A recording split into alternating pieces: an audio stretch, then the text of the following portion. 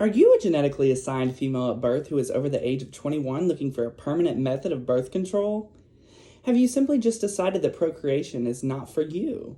Is your male counterpart too scared to step up the plate and get snipped?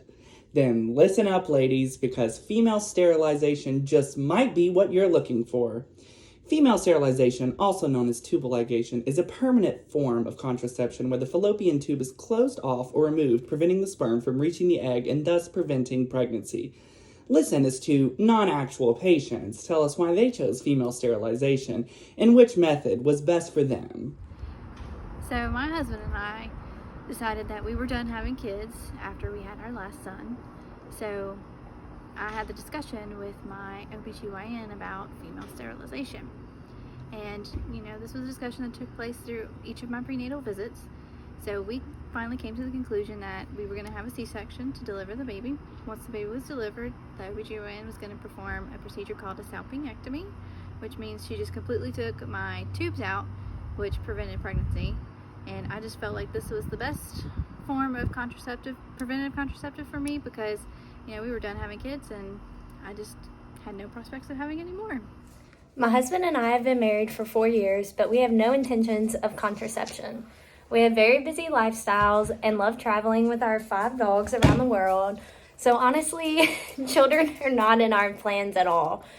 I've had some very long discussions with my husband and my OBGYN, and I believe that this is the most appropriate option for me and my family.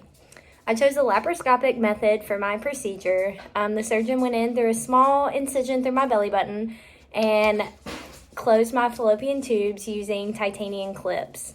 I only have 2 small incisions that you can barely even see now.